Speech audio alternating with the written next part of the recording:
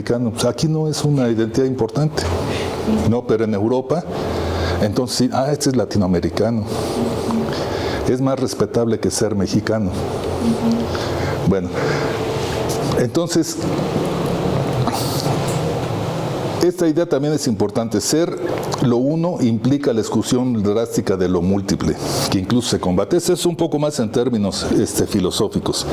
La tendencia del Estado nacional es a lo uno, que quiere decir la disolución de lo múltiple. O sea, combatir lo múltiple para crear lo uno.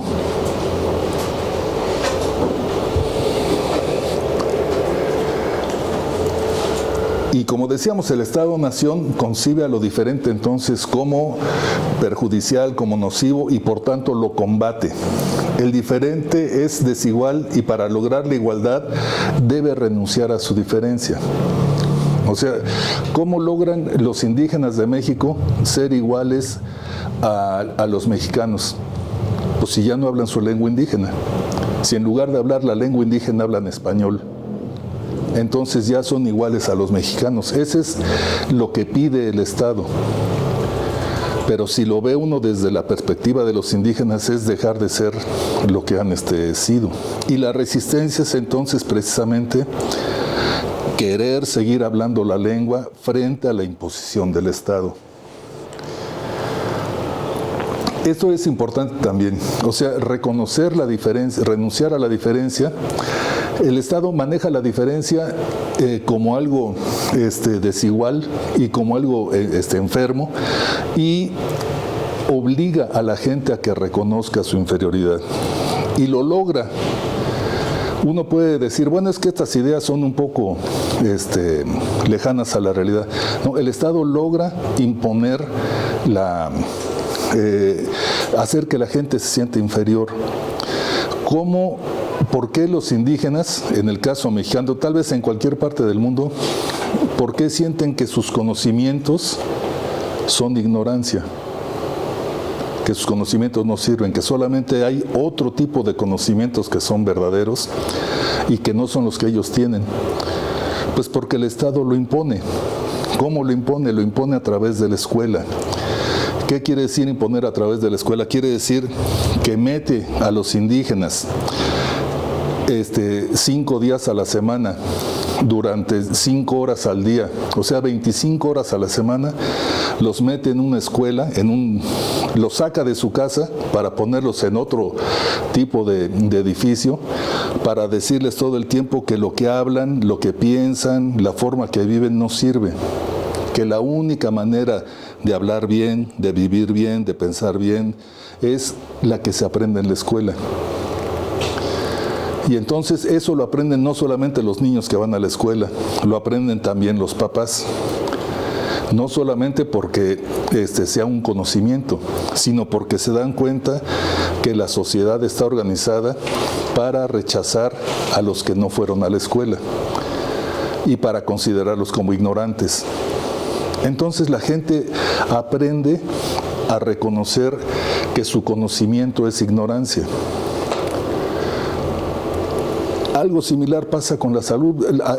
A la gente se le convence de que su salud es enfermedad, de que creen que están sanos, pero no están sanos.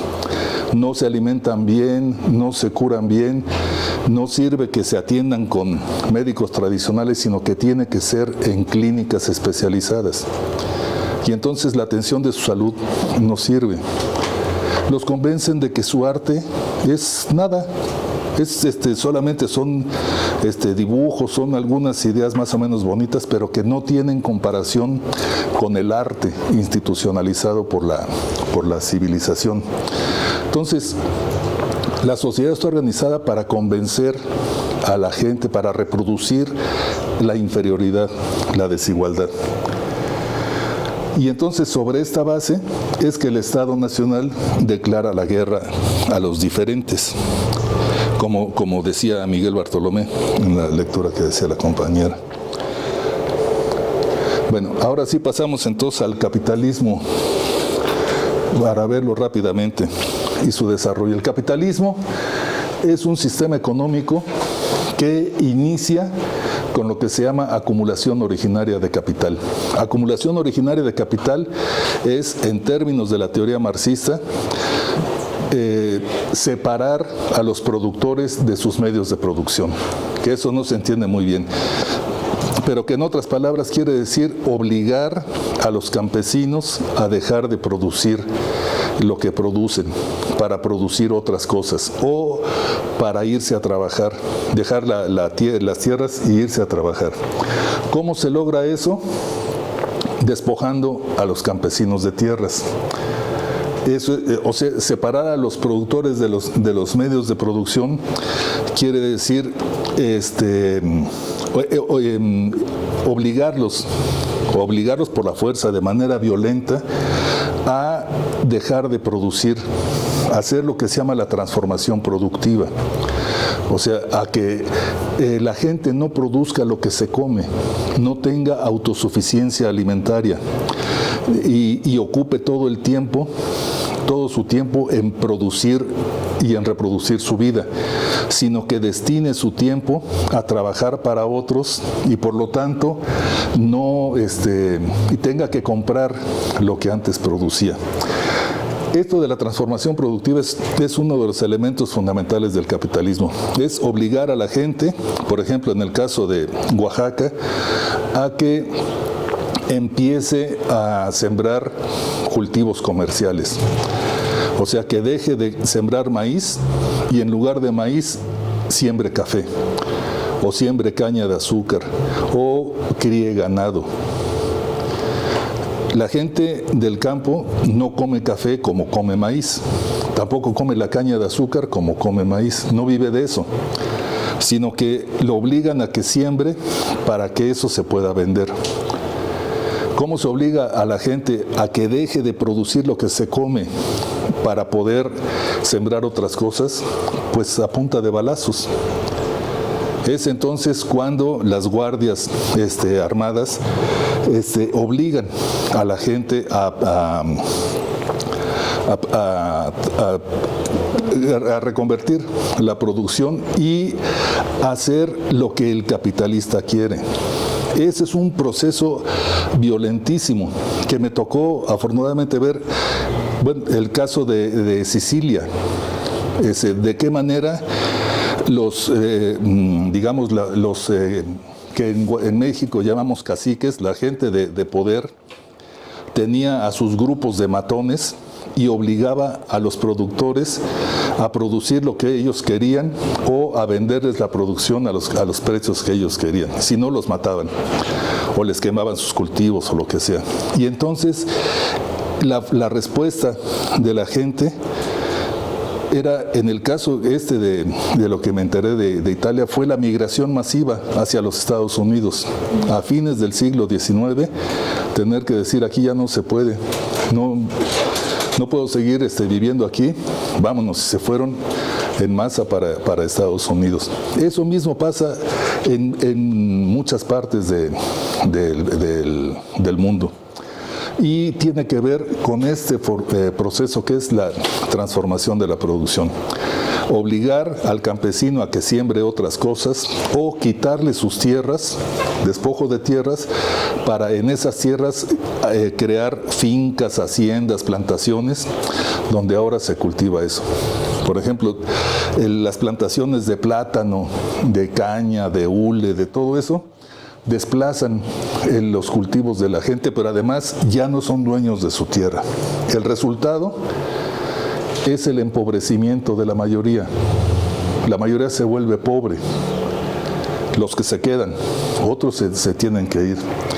Pero entonces el problema no es de que el campesino sea pobre, sino que el campesino es empobrecido.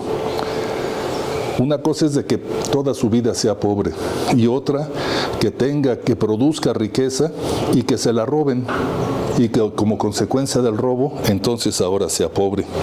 Eso es lo que es el empobrecimiento. Como se dice ahora, la modernidad empieza con la invasión española. O sea, la globalización, que es una de las características de la modernidad, empieza con la invasión europea. Y ese expone a la globalización, genera mestizaje y provoca flujos de migración. Desarrolla una nueva visión del mundo. O sea, el mundo ahora se entiende, desde los indígenas se entiende de manera diferente, pero también desde los europeos. ¿Cómo empiezan los europeos a entender el nuevo mundo? O sea, decíamos que en otras sesiones que la base del conocimiento no solamente de los científicos, el conocimiento general de las personas, son las narraciones míticas, es la cosmovisión y por lo tanto es entonces los mitos. Y que para la civilización occidental los mitos fundamentales están en la Biblia y a partir de la Biblia se entiende el mundo. Bueno, cuando se descubre el nuevo mundo y se ve que no es ni Japón, ni la India, ni nada, sino que es otro mundo, entonces uno de los debates fundamentales es, ¿aquí qué pasó? ¿De dónde nacieron estos? Si Adán y Eva, ¿qué? ¿Hubo alguna tranza por ahí? ¿O las 3 tribus de Israel? ¿Cuál generó una rama que se vino para acá? Entonces no sabían. Incluso hay teólogos que plantean que el origen, o sea, los indígenas de América son preadamitas. O sea, son como ensayos que hizo Dios antes de Adán y Eva, que le salieron mal y por eso se quedaron así como indios. Y se llamaban preadamitas, porque era la forma de poder explicar sin salirse del entendimiento que producía el mito fundacional. Bueno, entonces, a partir de 1492 empieza poco a poco este proceso de acumulación originaria que en un principio se desarrolla solamente en los lugares de producción capitalista, que son fundamentalmente las minas en el continente. Y hasta el siglo XIX, cuando el Estado tiene suficiente poder, entonces se extiende por todo el territorio de cada estado. Eso genera entonces la relación entre luchas entre dominación colonial y las luchas de resistencia o por la descolonización. Bueno, Carlos Marx, obviamente el creador de la ideología socialista y de la explicación de la explotación del desarrollo del mundo, dice esto: el descubrimiento de los yacimientos de oro y plata de América, el exterminio, la esclavización y el sepultamiento en las minas de la población aborigen, el comienzo de la conquista y el saqueo de las Indias orientales, la conversión del continente africano en cazadero de áfricos negros, tales son los hechos que señalan los albores, o sea, los inicios de la era de producción capitalista. En otras palabras, el capitalismo se desarrolla mundialmente a partir de esto. Del oro y de la plata que llegó especialmente a España, a Inglaterra, a los grandes imperios, y el exterminio, el tráfico de esclavos, las formas de saqueo. Eso es lo que funda el desarrollo del capitalismo, respaldado obviamente por los gobiernos y después por los estados. Lo que llamamos acumulación originaria de capital, entonces, dice Marx también, es el proceso histórico de separación entre el productor y los medios de producción. Se le llama originaria porque forma la prehistoria del capital y del modo capitalista de producción. O sea, para que haya producción de capital, o sea, para que haya desarrollo industrial, tiene que haber primero despojo en el campo. O sea, para que se desarrolle las posibilidades de explotación en la ciudad, que es la base del capitalismo, tiene que haber despojo en el campo. Tiene que obligarse a la gente del campo a ir a vivir a las ciudades para trabajar en las fábricas, porque de otra manera nadie trabaja en las fábricas.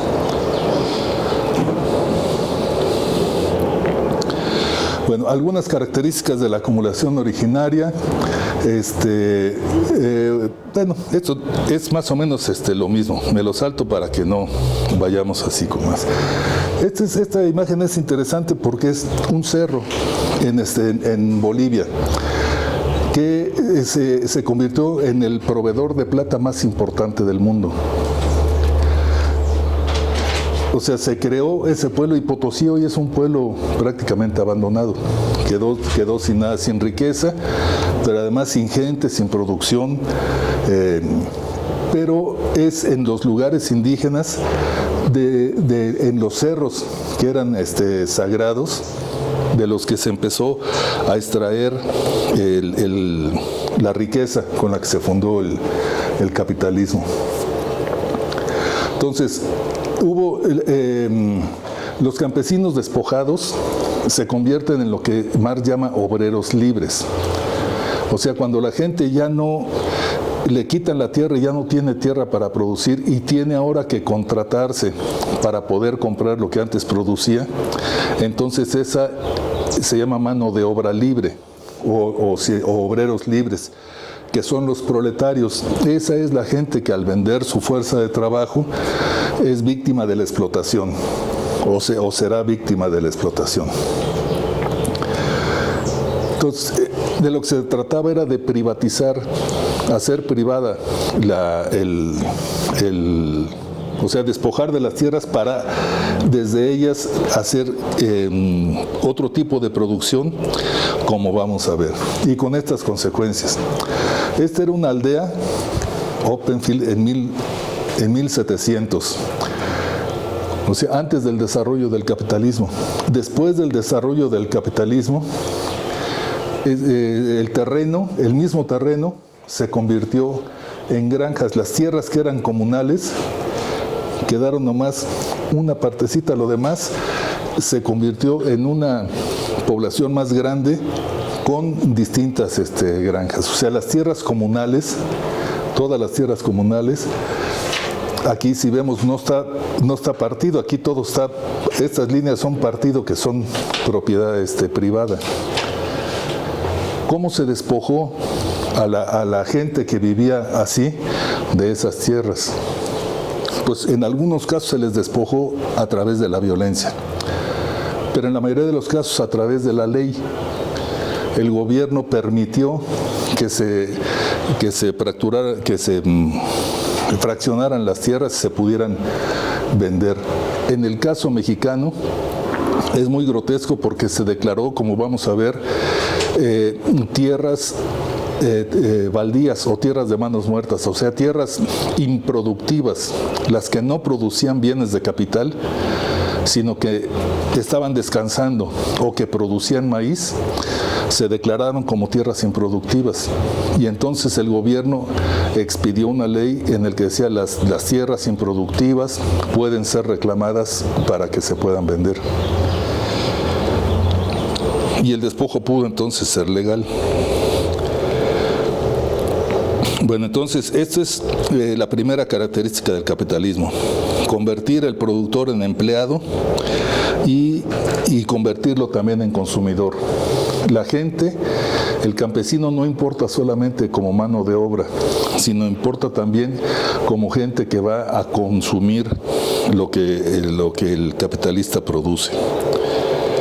Es decir, cuando en una comunidad se deja de producir el maíz y se tiene que trabajar para comprarlo, y aparece que también ahora se vende azúcar, se vende café, se venden otras cosas, pues entonces la gente empieza a consumir y empieza a tener necesidad de más dinero para consumir más, entonces trabaja más, y ese es el ciclo en el que queda envuelto el capitalismo, el campesino dentro del capital.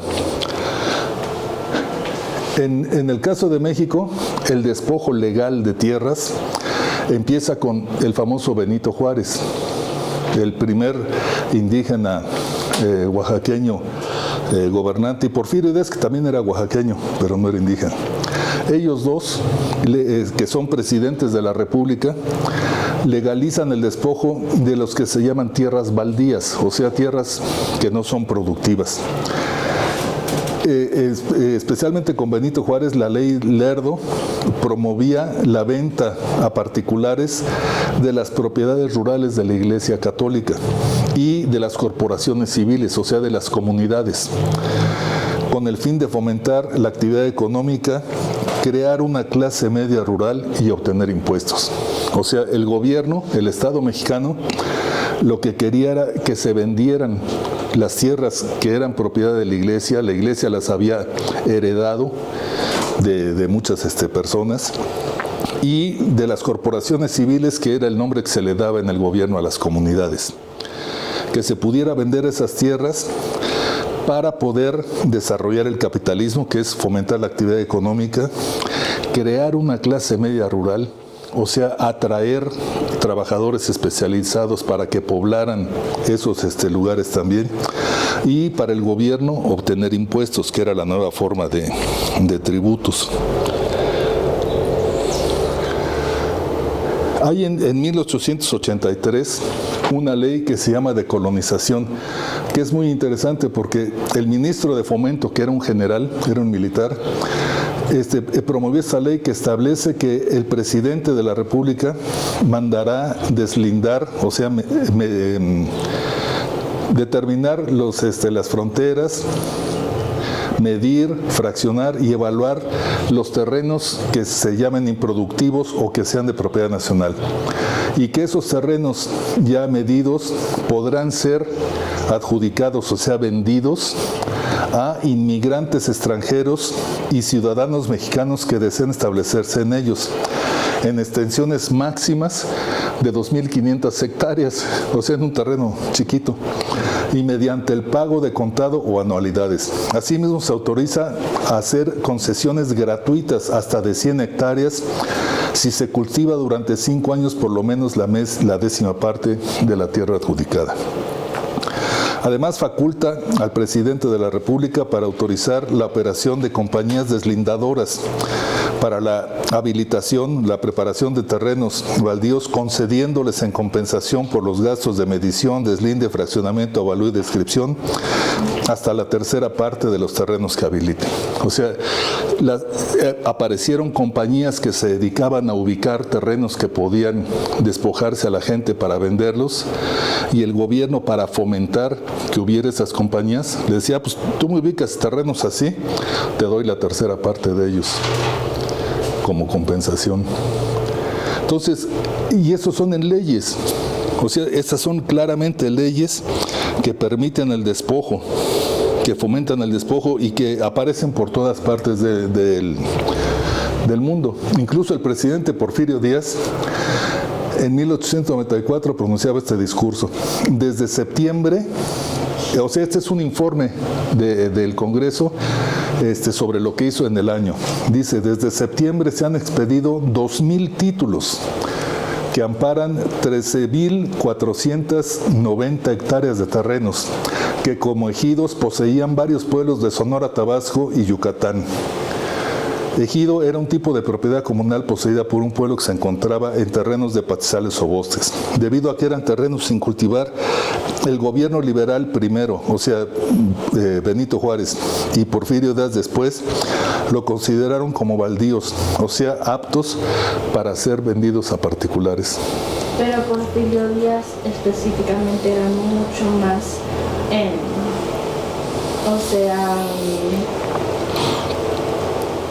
violento en la forma que sí, era un dictador. Era dictador, y también lo que él odiaba a las poblaciones indígenas, se muestra por las acciones, lo que hizo por Sonora, lo que hizo a los yoquisalas y a los mayas, y como había etnocidio y también genocidio en ese momento. Pero lo que quiero saber es por qué, cómo se... Pues que yo puedo pedir otra vez, pero sí, Porfirio Díaz era mucho más violento de esa forma, y Benito Juárez hizo la ley Lerdo para que podía toma las iglesias más de que otras a los pueblos. Pero también de las comunidades. O sea, eso que dices es muy interesante porque sabemos que Benito Juárez era un indígena y que es reconocido como un gran gobernante en América Latina. Y Porfirio Díaz era un desgraciado, era un matón, un asesino. Son dos características diferentes, pero los dos coinciden en fomentar el capitalismo. Sean buenos o sean malos, su función es desarrollar el capitalismo. Y eso fue lo que hizo Benito Juárez y es lo que hizo Porfirio Díaz. Aquí está, él mismo está informando miles de hectáreas de pueblos. Aquí está diciendo claramente de pueblos de Sonora, Tabasco y Yucatán. Ellos permitía que se las quitaran. El gobierno entonces estaba estructurado para poder despojar a la gente. No solamente había leyes, sino que estaba el presidente de la República, los gobernadores que eran también, en su mayor caso, militares y asesinos, y presidentes municipales, caciques, diputados, todos ellos formando el sistema político que permitía el desarrollo del capital. Bueno, la transformación productiva vamos a verla en 3 ejemplos rápidos. Consiste en la introducción de cultivos comerciales y ganadería en sustitución de milpas. El café es un primer ejemplo. No digo el tabaco. El tabaco es el primer ejemplo que vamos a ver. Dice, a fines del siglo XIX, cuando se consolida el sistema agrominero exportador y se establecen políticas favorables para la inversión de capitales, las exportaciones de tabaco conocieron una notable expansión. Debido a las condiciones naturales del trópico húmedo, propicias para el cultivo de tabacos oscuros, los estados de Veracruz y Oaxaca, cuyos tabacos se cotizaban cada vez mejor en el mercado internacional, llegaron a producir a fines del siglo XIX más de la mitad de la producción nacional de tabaco en rama. O sea, el tabaco era un cultivo que desplazó al maíz, al frijol, a la calabaza. Los indígenas no fumaban, no, el tabaco era necesariamente para venta. Y las tierras de Oaxaca resultaron ser muy buenas para el cultivo de tabaco. Entonces cada vez eran más tierras las que se destinaban a la producción de tabaco. Lo mismo que de café.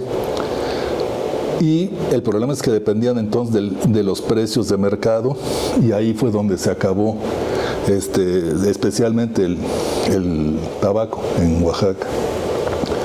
Bueno, en el caso del lule, el cultivo del árbol del lule, que es originario de Brasil, se inició a finales del siglo XIX y representa un producto estratégico considerado como alternativa para el enetrópico húmedo de México. Desde el punto de vista social, genera una gran cantidad de mano de obra durante todas las fases del cultivo, desde el establecimiento de los viveros hasta el establecimiento y mantenimiento de plantaciones. En el ámbito económico, la presencia de este producto genera economías colaterales que son importantes para el desarrollo económico de nuestro país y el mundo entero. Lo que les decía hace rato es de que el desarrollo del capitalismo no solamente empobrece a la gente, sino que la desplaza a la gente local. Aquí lo que estamos viendo es de que donde se sembró, donde se cultivó el lule, no fue la población local la que fue contratada para trabajar en muchos de los trabajos que se necesitaban. Por ejemplo, tal vez en el establecimiento de viveros sí, o el mantenimiento de plantaciones, pero en los puestos como de empleados de más baja categoría, los administradores, los que diseñaban las cosas, los encargados del comercio, de comercializar todo eso, no eran gente de la comunidad. Y eso sigue siendo actualmente así, siguió siendo así. Entonces, ni siquiera el capitalismo, ni siquiera en eso representaba un beneficio para la gente local. Bueno, los pueblos indígenas bajo los colonialismos. El colonialismo español consistió en el robo de la riqueza durante 3 siglos en beneficio de la corona y los conquistadores. Y a diferencia, el colonialismo mexicano consiste en el saqueo de la riqueza indígena en beneficio de extranjeros y mexicanos. O sea, los dos sirven para el saqueo de la riqueza indígena en los dos periodos, pero el más violento, como decías, es el mexicano. Entonces, en el momento actual, el Estado sigue fomentando el desarrollo capitalista. Lo justifica a través de la escuela. Pero el capitalismo ahora significa una nueva invasión y despojo de territorios indígenas a través de megaproyectos. O sea, en la fase actual del capitalismo significa imponer el desarrollo del capital sobre las poblaciones a partir de los grandes proyectos de explotación capitalista. O sea, el último tipo, después de megaproyectos ya no hay más. Los megaproyectos son la última forma capitalista de llevarse lo que queda de riqueza en las comunidades. Aquí lo interesante es de que los megaproyectos son impulsados por los estados. No importa, o sea, hace rato decía, es que Benito Juárez es menos malo que Porfirio Díaz. Sí, pero los dos impulsan el capitalismo. Bueno, cuando decimos que el Estado es el que impulsa el capital, no importa si es un Estado socialista o si es un Estado capitalista. No importa si es de derecha o de izquierda. No importa si es Trump o es Claudia Sheinbaum. El Estado tiene por función desarrollar el capitalismo y lo hace a través de megaproyectos. Mucho se habla en México de que el mejor presidente que ha tenido el país fue Andrés López Obrador y ahora la que lo siguió, Claudia Sheinbaum. Pero su función es desarrollar el capitalismo. El megaproyecto del tren transísmico es un proyecto que está desde el siglo XIX, que implicaba la colonización del istmo a través de camellos y de la importación de hombres y mujeres árabes para mejorar la raza, lo que se decía ayer. Y no lo pudieron imponer en tiempo de Porfirio Díaz. O sea, un dictador como Porfirio Díaz no lo pudo imponer. Después, los presidentes que ahora critica la Cuarta Transformación, o sea, los presidentes priistas, trataron de crear ese mismo proyecto, como el Plan Puebla-Panamá, se llamaba Plan Puebla-Panamá para hacer el corredor transísmico. Pues tampoco lo pudieron imponer los gobiernos de derecha, la dictadura y la derecha. Pero viene el gobierno supuestamente socialista y ese sí impone el desarrollo capitalista sobre los intereses de la comunidad. O sea, porque la función del Estado es promover el capitalismo. Uno puede decir, bueno, es que los estados socialistas no lo hacen.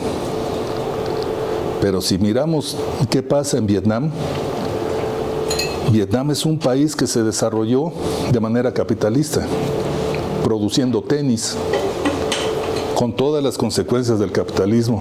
China, Corea, la Unión Soviética son países, son estados que se desarrollaron a partir del capital, que fomentaron el desarrollo del capital. El caso más brutal que tenemos en América es el de Nicaragua.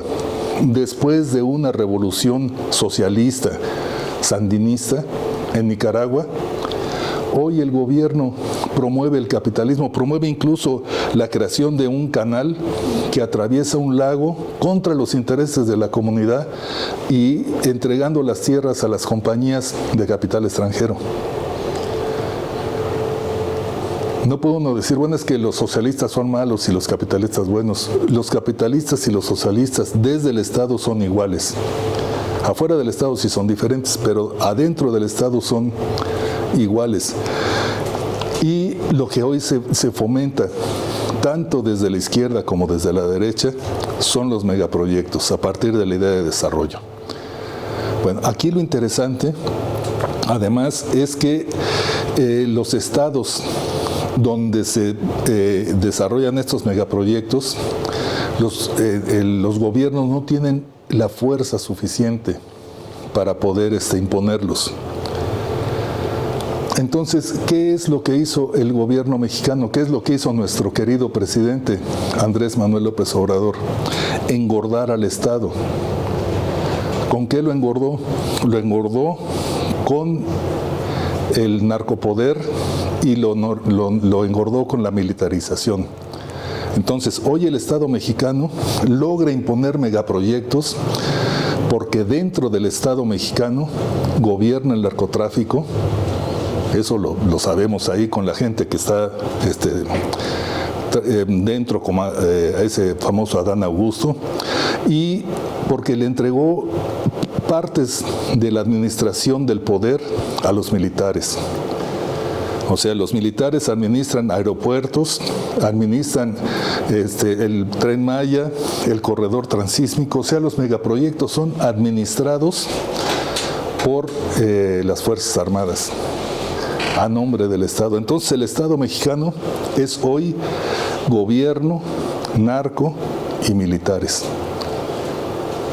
Se engordó para poder desarrollar al máximo el capitalismo en lo que parece ser su última fase, que son los megaproyectos, y entonces eso hace que la lucha por resistir sea todavía más difícil, más complicada para las comunidades. Y ese es precisamente el momento en el que estamos. Entonces el colonialismo sigue, el colonialismo vive, la dominación del Estado sobre sus pueblos originarios sigue, desarrollando ahora megaproyectos, y para poder desarrollar megaproyectos genera modelos de educación, modelos de derechos, que pueden hacer que la gente se convenza de que el Estado es un beneficio, que la gente aplauda las acciones y los dichos de Claudia Sheinbaum. O sea, mientras los ciudadanos seamos focas y entonces nos la pasemos aplaudiendo lo que hacen los gobernantes sin mirar las consecuencias, entonces el Estado está cumpliendo cabalmente con su función. Eso